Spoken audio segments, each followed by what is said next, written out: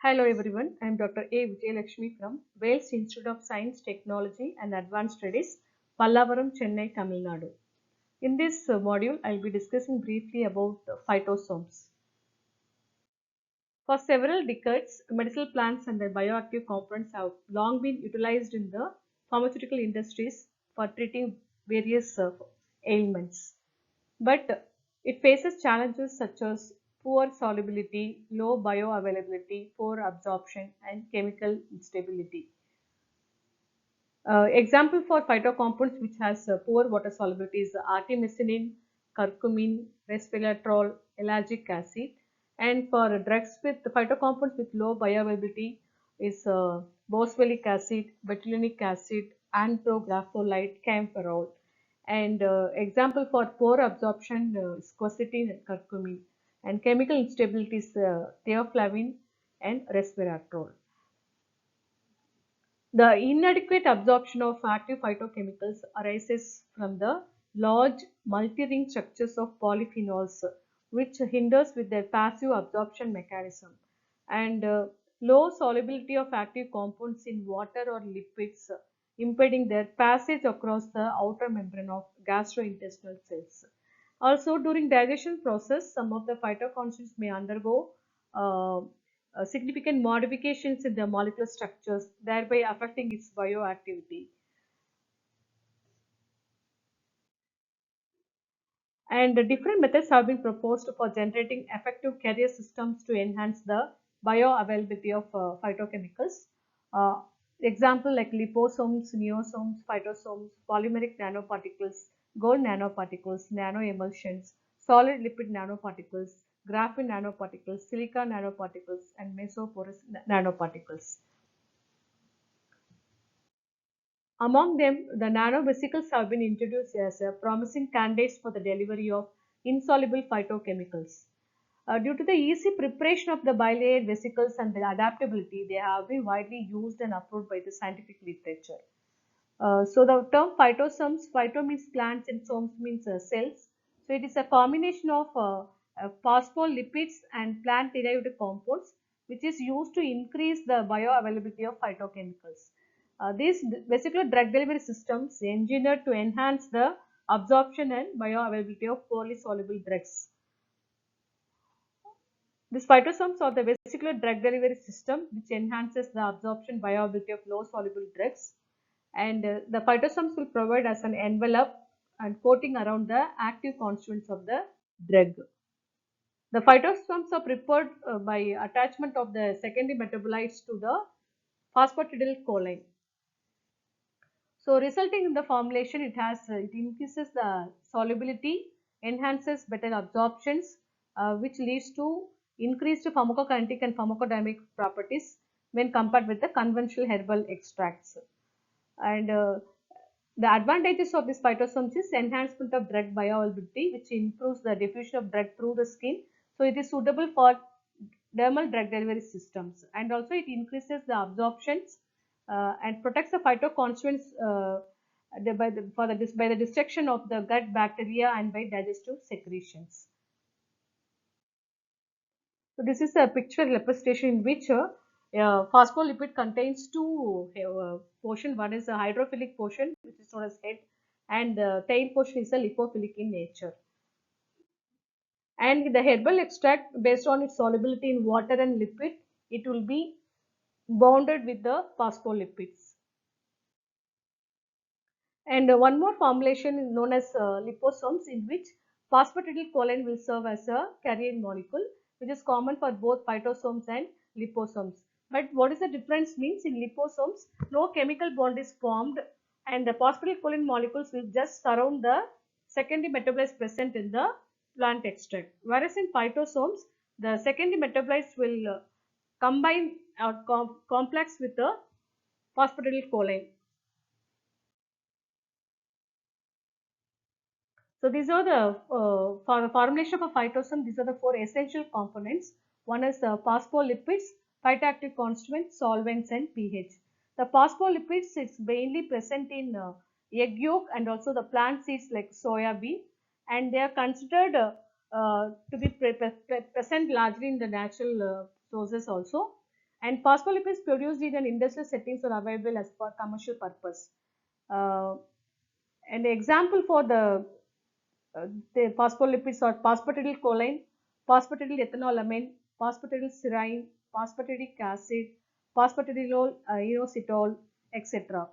And these are also glycerophospholipids which can be used as a formulation of phytosomes as a source of phospholipids. Phosphatidylcholine has a moderate solubility in both aqueous and lipid environment. In addition to its amphipathic properties, it is considered as an essential component of cell membranes and exhibit high biocompatibility and low toxicity. So, most commonly used phosphatidylipid is phosphatidylcholine. Next one is the secondary metabolites. Mostly the highly polar compounds like flavonoids is a suitable candidate for formulation into a phytosomes. And the next one is a solvent. Different solvents can be used like aromatic hydrocarbons, halogen derivatives, methylene chloride, ethyl acetate, etc.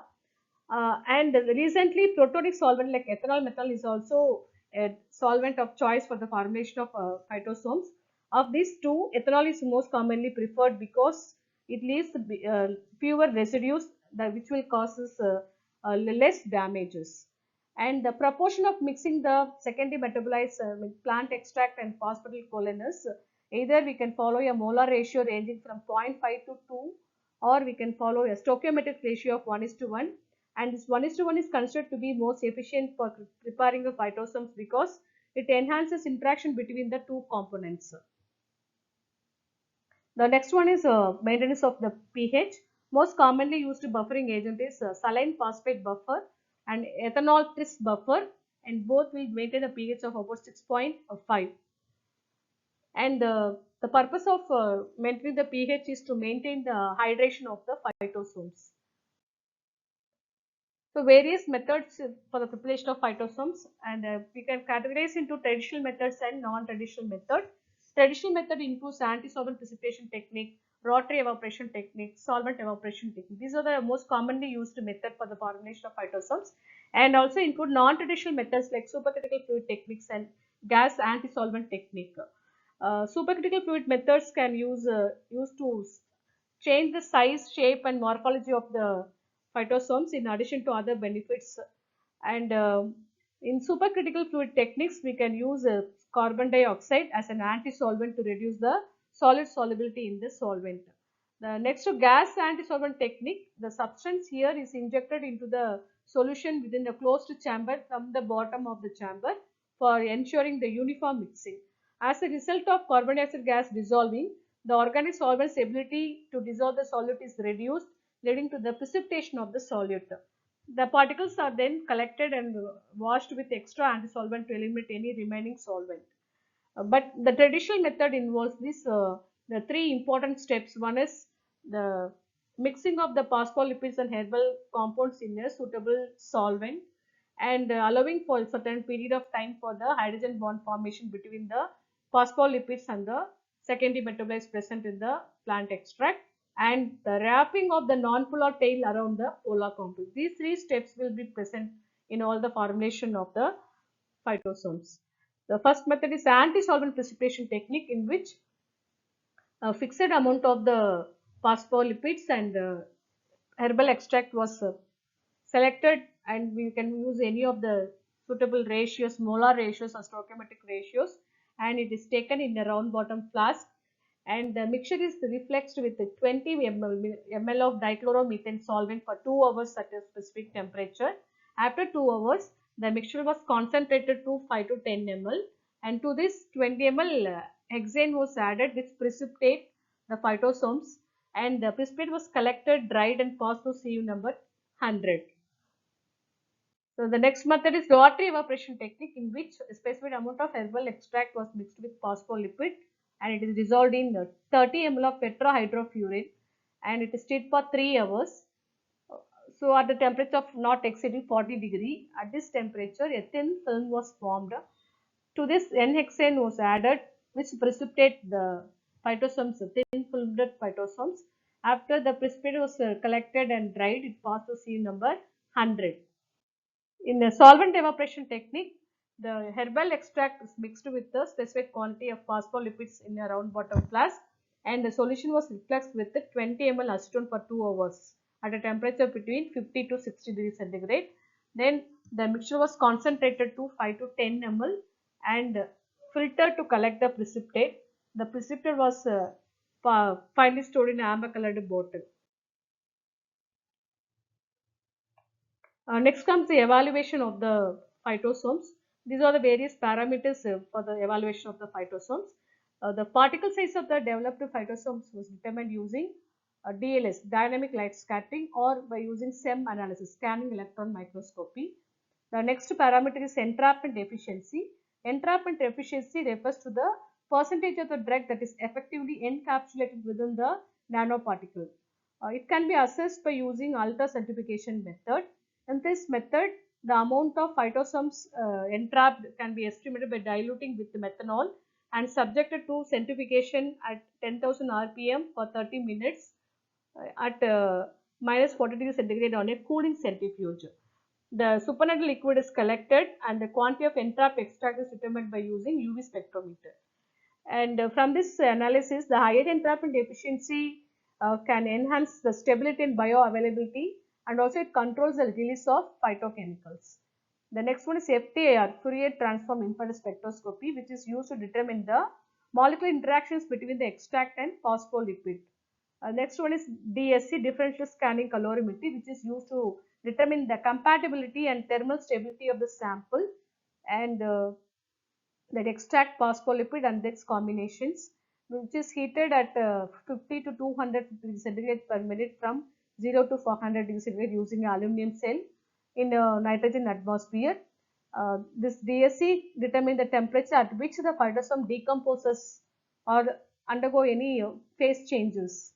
So it can also use to measure the phase transition of the samples. The next one is stability studies. Uh, Stability studies can be conducted at accepted temperature to evaluate the physical and chemical stability of phytosomes under different storage conditions, which includes temperature, humidity, and light exposure. The next parameter is drug content, which can be measured by using HPLC or by UV, in which 10 milligram of phytosomes dissolved in 100 ml of the solvent after appropriate dilutions, absorbance is measured using UV. So the advantage of phytosomes which enhances the absorption of the lipid insoluble polar phytoconstituent. As the polar phytoconstituent is soluble in water, it can be increases its bioavailability by converting it into a phytosomes, and appreciable drug entrapment will be obtained by these formulations, which is very beneficial, and it will also reduces the dosage and frequency of administration. And this phosphatidylcholine being a phospholipid shows synergistic effect because it is used. It can also have a hepatoprotective activity, and phytosomes are more stable because of the chemical bonding between the phytoconstituents and the carrier phospholipid. And this is most commonly used for the dermal cosmetics, skin cosmetics, etc. Thank you for watching. These are my references. Thank you.